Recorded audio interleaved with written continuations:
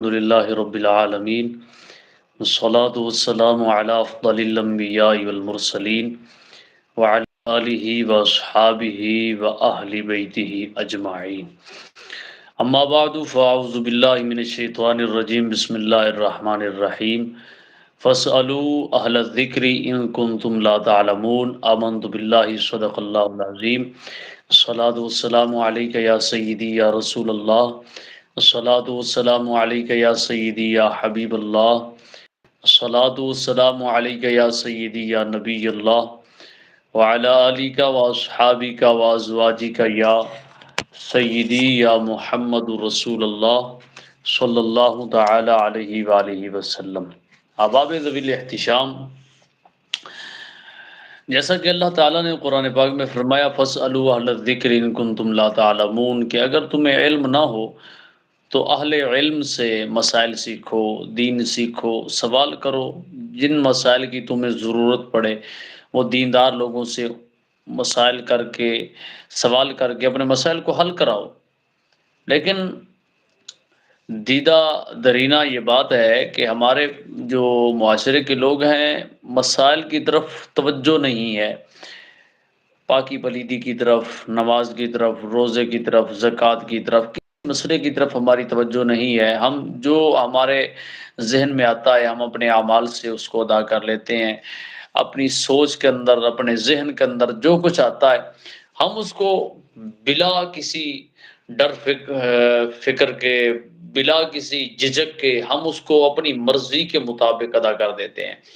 اس لیے ہم پر لازم ہے کہ ہم دین رسول صلی اللہ علیہ وآلہ وسلم کو سیکھیں، سمجھیں۔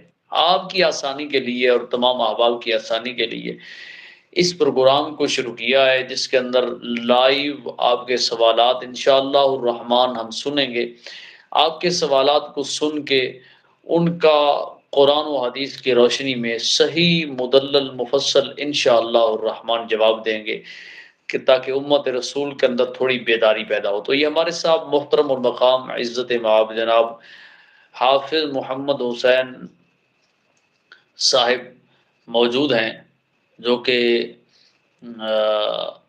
کچھ شرعی مسائل کے لیے تشریف لائے ہیں اور وہ شرعی مسائل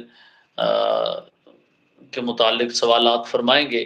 تو ہم ان کے مشکور ہیں کہ ان کے توسل سے یہ چونکہ دین پاک کا ایک سلسلہ ہے اور وہ لوگوں کی آسانی ہو جائے گی، لوگوں کو مسائل کا پتہ چل جائے گا، کسی بہانے پتہ چل جائے گا۔ تو ہم ان سے ملتمس ہیں کہ وہ اپنے جو سوالات ہیں ان کا ایک ایک کر کے اظہار فرمائیں۔ صاحب السلام علیکم ورحمۃ اللہ وبرکاتہ، کیا حال ہے محترم؟ وعلیکم السلام ورحمۃ اللہ، الحمدللہ۔ آپ سنائیں، خیریت ہے؟ طبیعت ٹھیک ہے آپ بھی؟ الحمدللہ اللہ پاک کا بڑا احسان۔ اچھا مفتی صاحب، میرا سوال یہ ہے کہ استنجا کرنے سے پہلے کیا کیا چیزیں ضروری ہیں؟ جی اس کو تھوڑا نا اردو کے اندر کا سوال کریں گے تو تمام لوگ جو ہیں وہ مستفیض ہوں گے، دور دراز کے، پاکستان کے، دیگر ممالک کے۔ تو اردو کے اندر سوال فرمایا تاکہ سبھی احباب کو بات سمجھ آئے۔ کیا فرمایا آپ نے؟ استنجا کرنے سے پہلے کیا کیا چیزیں ضروری ہیں؟ جی بسم اللہ الرحمن الرحیم۔ استنجا کرنے سے پہلے سب سے پہلے تو یہ دیکھیں کہ استنجا ہے کیا چیز۔ استنجا انسان کا اپنی شرمگاہ کو نجاست سے پاک صاف کرنا، اس کو استنجا کہتے ہیں۔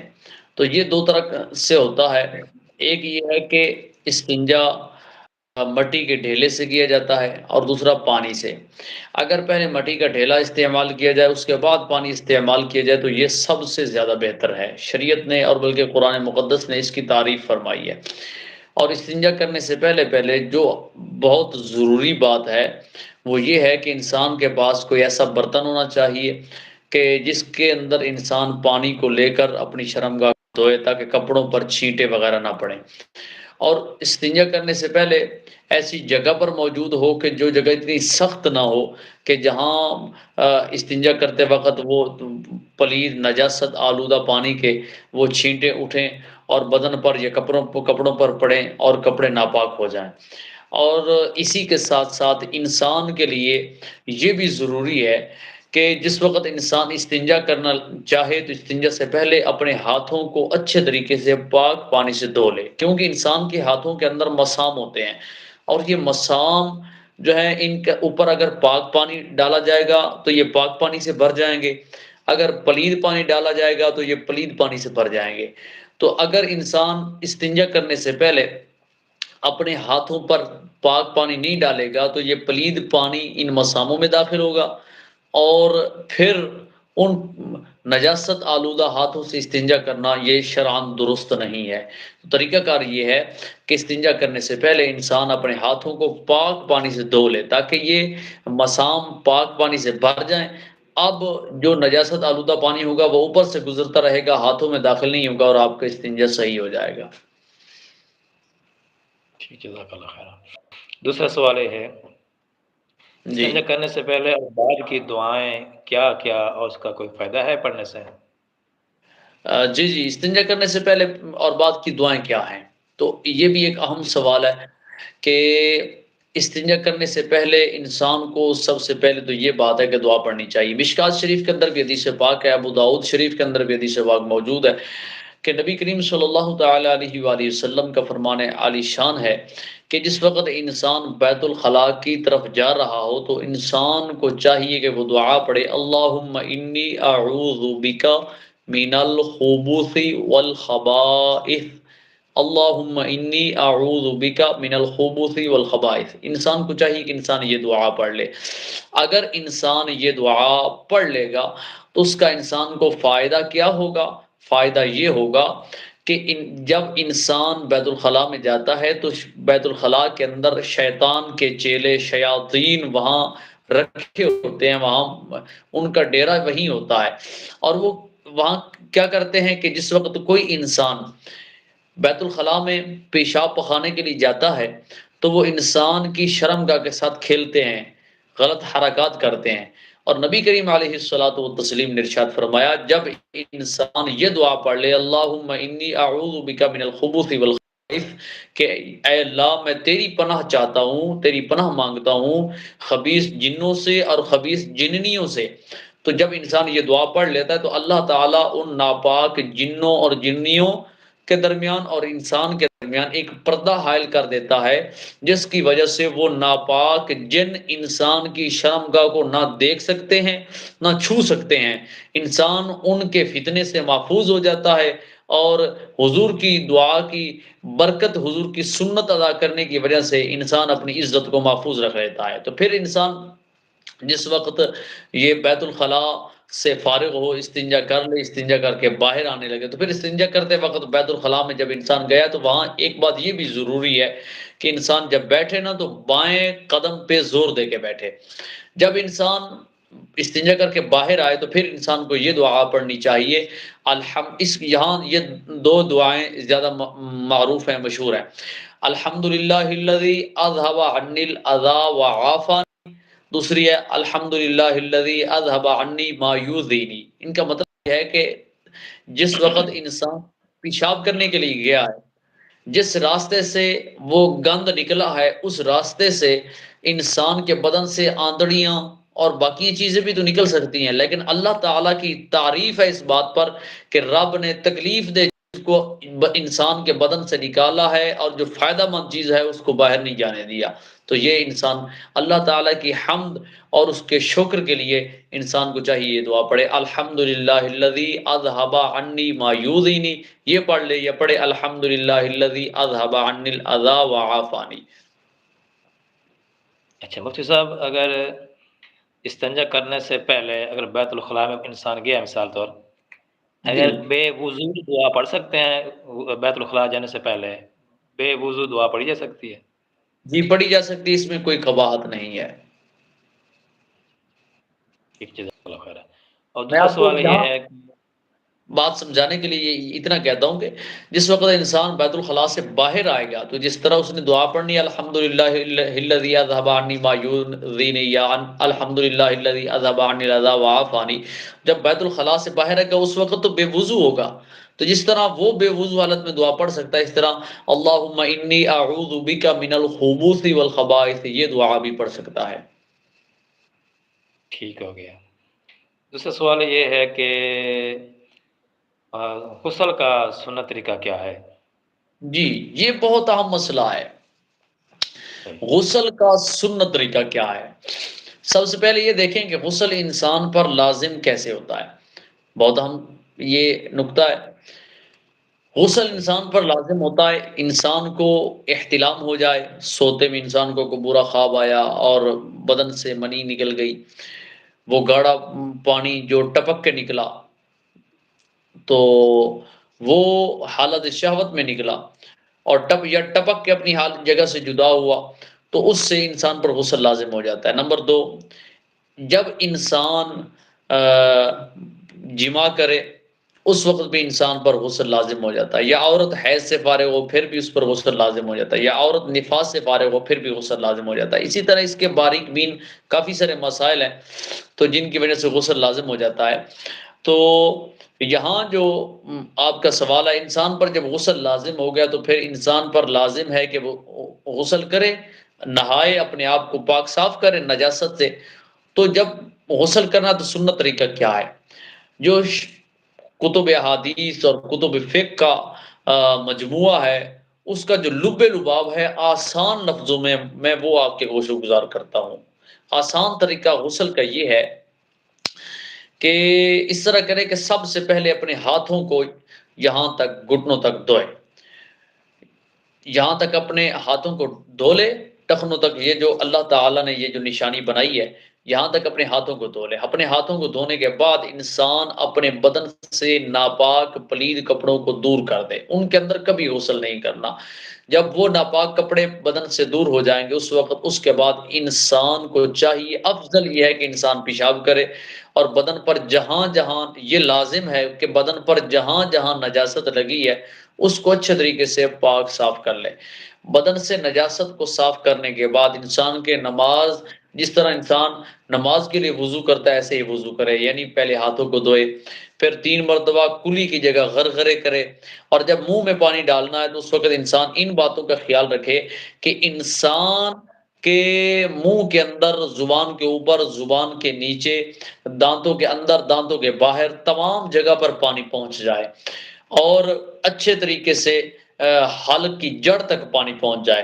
اس کے بعد انسان ناک کے اندر پانی ڈالے، پہلے 2 مرتبہ دائیں ہاتھ سے، پھر 1 مرتبہ بائیں ہاتھ سے ناک کو صاف کرے، پھر تیسری بار بائیں ہاتھ سے ناک کے اندر پانی ڈالے۔ تو ناک کے اندر جب پانی ڈالنا ہے تو وہاں یہ خیال رکھنا ہے کہ ناک کے اندر نکٹیاں جو ہیں ان کو بالکل ہٹا لے، اگر ان کو نہیں ہٹائے گا تو پھر انسان کا غسل نہیں ہوگا۔ تو ان کو صاف کرنے کے بعد منہ کو دھوئے، بالوں کے اگنے کی جگہ سے لے کر ٹھوڑی کے نیچے تک، اور ایک کان کی لو سے دوسرے کان کی لو تک، یہ جو درمیان میں حصہ ہے اس کو اچھے طریقے سے صاف کر لے۔ اس کو اچھے طریقے سے صاف کرنے کے بعد پھر انسان اپنے بازوؤں کو کونیوں سمیت دھوئے، بازوؤں کو کونیوں سمیت دھونے کے بعد پھر سر کا مسح کرے۔ اب اس کے بعد انسان یہ دیکھے کہ جہاں میں غسل کر رہا ہوں یہاں پانی جمع ہو رہا ہے یا پانی نکل رہا ہے۔ اگر پانی جمع ہو رہا ہے تو اب پاؤں کو نہیں دھونا، اپنے دائیں کندھے پر 3 مرتبہ پانی بہائے گا، پھر بائیں پر، پھر سر پر، اور پورے بدن پر اس کو دھوئے گا۔ صابن لگانا ہے یا جو چیز استعمال کرتا ہے اس کو استعمال کرنے کے بعد انسان جب غسل کر کے باہر نکلنا چاہے اس وقت اپنے پاؤں کو دھو کر باہر آ جائے۔ اگر پانی جمع نہیں ہو رہا تو ابھی جیسے بازوؤں کو دھویا تھا، سر کا مسح کیا، ساتھ ہی پاؤں کو دھو ڈالے، پھر 3 مرتبہ دائیں کندھے پر، 3 مرتبہ بائیں کندھے پر، اور 3 مرتبہ سر پر پانی بہائے، اور اچھے طریقے سے یہ بدن کو صاف کرے۔ صاف کرنے کے بعد وہاں سے باہر آ جائے۔ تو یہ غسل کا آسان طریقہ ہے۔ صحیح ہو گیا۔ اگر غسل کرتے وقت کوئی چیزیں یعنی کہ دعا وغیرہ کو پڑھ سکتے ہیں؟ جی یہ بھی بہت اہم مسئلہ ہے، آپ نے بڑا اچھا سوال کیا، آپ کی وساطت سے امت رسول کا فائدہ ہوگا۔ غسل کرتے وقت انسان کوئی کسی طرح کی دعا نہیں پڑھ سکتا۔ ہمارے ہاں یہ لوگوں کے اندر رائج ہے، بلکہ مشہور ہے، لوگ یہی سمجھتے ہیں کہ انسان کلمہ پڑھتا ہے تو کلمہ پڑھنے سے پاک ہوتا ہے، انسان کوئی دعا پڑھتا ہے تو دعا پڑھنے سے پاک ہوتا ہے، انسان کے لیے یہ ضروری ہے۔ لیکن یاد رکھیے کلمہ شریف یہ برکت کے لیے پڑھا جاتا ہے، پاک پانی کرتا ہے، پاک کرنے کے لیے اللہ تعالیٰ نے پانی رکھا ہے، اور یہ کلمہ شریف جو ہم پڑھتے ہیں یہ برکت کے لیے، تو اس وجہ سے انسان، یہ کلمے کے اندر رب رسول کا نام ہے، اور ناپاک حالت میں یا جب ابھی ناپاکی سے پاکی کی طرف انسان آ رہا ہے، یعنی پاک ہو رہا ہے، غسل کر رہا ہے اور بے ادبی والی جگہ پر کھڑا ہے، تو وہاں کھڑے ہو کے انسان کو کلمہ شریف پڑھنا، یہ چیزیں پڑھنا شرعاً اس کی بالکل اجازت نہیں ہے۔ کلمہ شریف اور دعائیں وغیرہ غسل کرتے وقت انسان نہیں پڑھ سکتا۔ صحیح، یعنی کہ پانی پاک ہوتا ہے، پاک پانی کر دیتا ہے انسان کو۔ جی، انسان کو پانی پاک کرتا ہے، کلمہ شریف جو ہے وہ برکت کے لیے پڑھا جاتا ہے، تو اس وجہ سے لوگوں کے وہم کے اندر یہ آئے گا کہ اگر کلمہ نہیں پڑھیں گے تو ہم تو پاک ہی نہیں ہوں گے۔ پاک ہو جائیں گے، پاک پانی سے ہوتا ہے انسان، کلمہ شریف برکت کے لیے پڑھا جاتا ہے۔ تو جب انسان غسل کر رہا ہے، غسل کرنے سے جب انسان باہر آ جاتا ہے، کپڑے پہن لیتا ہے، اب جو چیز چاہے پڑھ لے، لیکن غسل کرتے وقت انسان کلمہ شریف، کوئی دعا، کوئی چیز نہیں پڑھ سکتا۔ اچھا، غسل میں مفتی صاحب کتنے فرض ہیں؟ جو فرض ایک اگر رہ گیا تو کیا ہوگا؟ تو غسل ہو جائے گا؟ ہاں جی، یہ بھی بڑا اہم مسئلہ ہے۔ انسان، ہمارے ہاں لوگ اس طرح کرتے ہیں کہ میں نے دیکھا ہے کہ یہاں دیہاتوں کے اندر تو ایسے ہے کہ لوگ اگر کسی نے غسل کرنا ہے تو وہ کپڑے اتار کے نہر کے اندر چھلانگ لگا لیتا ہے اور وہاں سے مغتزن ہو کے باہر آ جاتا ہے، تو کہتا ہے میں نے نہا لیا، میرا غسل ہو گیا۔ تو غسل ایسے نہیں ہوتا۔ غسل کے لیے اللہ تعالیٰ نے کوئی چیزیں لازم رکھی ہیں اور ان کا ادا کرنا انسان پر لازم ہے، اور وہ کیا چیزیں ہیں؟ 3 غسل کے فرض ہیں۔ نمبر 1، انسان پر لازم ہے کہ انسان غرغرہ کرے، اور غرغرہ جب انسان کرے گا تو غرغرے کے اندر، جس طرح پہلے میں نے غسل کے طریقے کے اندر بتایا کہ منہ کے ایک ایک پرزے، ایک ایک جگہ تک پانی کا پہنچانا یہ ضروری ہے، منہ کے اندر۔ اور دوسرا، یہاں یہ مسئلہ بھی ذہن نشین فرما کہ جس وقت انسان غسل، دوسرا فرض یہ ہے کہ انسان اپنے ناک کو صاف کرے، ناک کو پانی سے صاف کرے اور ناک کے اندر پانی چڑھائے۔ تو حتیٰ کہ لوگ اس بات کا بھی خیال نہیں رکھتے کہ جس وقت انسان ناک کے اندر پانی ڈالتا ہے تو ناک کے اندر جو نکٹی ہیں ان کا صاف کرنا بھی ضروری ہے۔ تو تیسرا فرض ہے کہ پورے بدن پر پانی بہانا، یعنی نمبر 1 غرغرہ کرنا، نمبر 2 ناک کے اندر پانی چڑھانا، نمبر 3 پورے بدن پر پانی بہانا، حتیٰ کہ ایک بال کے برابر بھی کوئی جگہ خشک نہ رہے۔ تو یہ غسل کے 3 فرض ہیں، ان کا ادا کرنا ضروری ہے۔ تو یہاں ایک مسئلہ اور بھی ہے جو کہ جس کی ضرورت ہے، وہ کیا ہے؟ آج کل ہمارے معاشرہ میں بڑا عجیب سا دور ہے کہ لوگ نہروں کے اندر غسل کرتے ہیں، نہروں کا پانی پیتے ہیں۔ یہ مسئلہ بہت اہم ہے۔ نور الزا تحتاوی شریف، فتاوی شامی، جو اہل سنت کی بڑی معتبر کتاب ہے، فتاوی جات میں سے سب سے معتبر کتاب فتاوی شامی شریف ہے، پھر فتاوی رضویہ شریف ہے۔ تو ان کے اندر پانی، لوگ یہ سمجھتے ہیں کہ جو پانی جاری ہے وہ پاک ہے۔ ہر جاری پانی پاک نہیں ہوتا، اس کے لیے شرطیں ہیں۔ نمبر 1، وہ پانی جاری پاک ہے جس کا رنگ پانی والا ہو۔ نمبر 2، وہ جاری پانی پاک ہے جس کی بو پانی والی ہو۔ نمبر 3، وہ جاری پانی پاک ہے جس کا ذائقہ پانی والا ہو۔ تو نہروں کے اندر تو ان تینوں میں سے کوئی ایک وصف بھی باقی نہیں ہوتا۔ اور پھر بڑی بات یہ ہے کہ پورے کے پورے شہروں کے گند جو ہیں وہ نہروں کے اندر ڈالے جاتے ہیں۔ مثال کے طور پر ایک بستی سے نہر گزر رہی ہے، آپ اپنے کسی علاقے کی کسی نہر کا معائنہ کریں، اس کو غور کریں، تو آپ کو نظر آئے گا کہ نہر کے دائیں بائیں جتنے گندے نالے ہیں، گٹر ہیں، بستی کا گندا پانی، وہ سارا نہر کے اندر ہے۔ تو یہ اس سے انسان پاک نہیں ہوتا، یہ پانی پاک نہیں ہے، نہ اس کو پینا چاہیے، نہ اس سے غسل کرنا چاہیے۔ غسل نہر سے نہیں کرنا، بلکہ کسی ٹوہل سے کر لیں، یا کسی نلکے سے کر لیں، یا کسی روٹر پمپ سے کر لیں۔ تو اس طریقہ جو اللہ تعالیٰ کا عطا کردہ پانی ہے وہاں سے۔ دوسرا سوال یہ ہے کہ اگر بغیر کپڑوں کے بھی غسل ہو جاتا ہے؟ جی، یہ مسئلہ بہت اہم ہے، پہلے بھی کئی بار لوگوں نے پوچھا تھا، تو آج کیمرے کی وساطت سے آپ نے پوچھا تو اچھا ہوا۔ بغیر کپڑے کے غسل کرنا، یہ مسئلہ یہ ہے کہ اگر انسان ایسی جگہ پر ہے کہ جہاں انسان کے بدن کے دائیں بائیں کوئی دیوار، کوئی آڑ، کوئی ایسی چیز نہیں ہے جو انسان کے بدن کو چھپا رہی ہو، ایسی چیز نہیں ہے، تو پھر کپڑا اوڑھ کر اپنے بدن کو چھپا کر پھر غسل کرنا ضروری ہے۔ اگر دائیں بائیں یہ بیت الخلا غسل خانہ ہے، دیواریں ہیں، تو وہاں چھپ کے انسان غسل کر رہا ہے تو کپڑے اتار کے غسل کر سکتے، اس میں کوئی بات نہیں ہے۔ غسل ہو جاتا ہے؟ غسل ہو جاتا ہے۔ دوسرا یہ ہے کہ جو وضو کیا تھا غسل کی حالت میں، اس جی وضو سے کیا نماز پڑھ سکتے ہیں یا نہیں پڑھ سکتے؟ ہاں، یہ بھی بڑا اہم مسئلہ ہے۔ تو جب انسان غسل کے اندر وضو کرتا ہے تو غسل سے فارغ ہوا، اب اس نے نماز پڑھنی ہے، تو اگر وضو کر لے تو یہ نور علی نور ہے، اگر نہ کرے تو اس غسل والے وضو سے نماز پڑھنا چاہے، قرآن پڑھنا چاہے، پڑھ سکتا ہے، بالکل جائز، اس میں کوئی گناہ نہیں ہے، نماز بھی ہو جائے گی، ثواب بھی ہوگا، قرآن کی تلاوت بھی جائز ہے۔ دوسرا سوال یہ ہے کہ اپنا وضو غسل کے دوران دوسرا جو وضو کیا تھا اگر وضو نہ کریں تو صرف فرض ادا کریں، فرض ادا کرنے کے بعد جو غسل وضو نہ کریں تو کیا وضو وچ ہو جائے گا صرف اس 3 فرض ادا صورت کرنے یہ سے؟ دیکھیں کہ اس صورت میں انسان کا غسل تو ہو جائے گا لیکن غسل مکروہ ہوگا، غسل مکروہ ہوگا۔ کیوں؟ کہ جس وقت انسان نبی کریم علیہ الصلوۃ والسلام کی سنتوں کو چھوڑتا ہے تو ایک تو اس سے خدا تعالی ناراض ہوتا ہے، آقا کریم علیہ الصلوۃ والسلام ناراض ہوتے ہیں، تو نبی کریم علیہ الصلوۃ والسلام کی سنتوں کو ادا کرنا یہ ضروری ہے۔ تو غسل فرائض کو ادا کرنے سے ہو جائے گا لیکن غسل ہوگا مکروہ۔ ٹھیک ہے، جزاک اللہ خیر، اللہ پاک سدا خوش رکھے، آباد رکھے۔ السلام علیکم ورحمۃ اللہ وبرکاتہ۔ وعلیکم السلام ورحمۃ اللہ وبرکاتہ۔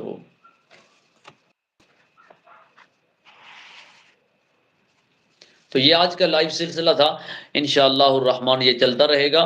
جتنے بھی احباب کے لائیو مسائل شرعی مسائل ہوں تو وہ ہم سے لائیو بیٹھ کے اپنے سوالات ہمارے سامنے رکھ سکتا ہے، تاکہ اس کے ہم سوالات سنیں گے، اس کے سوالات کو قرآن و حدیث کی روشنی میں انشاءاللہ الرحمن ہم احسن طریقے سے، پیار سے، محبت سے حل کریں گے۔ تو آپ کا بھی کوئی اگر سوال ہے، کسی اور بھائی کا سوال ہے، تو وہ جو نمبر آپ کو یہ نظر آ رہا ہے ہوگا، اس نمبر پہ آپ رابطہ فرمائیں گے تو واٹس ایپ بذریعے واٹس ایپ انشاءاللہ الرحمن آپ کو لنک پرووائڈ کر کے کال پہ لے کے آپ کے مسائل سن کے ان کا جواب آپ کو دے دیا جائے گا۔ السلام علیکم ورحمۃ اللہ وبرکاتہ۔ وعلیکم السلام ورحمۃ اللہ وبرکاتہ۔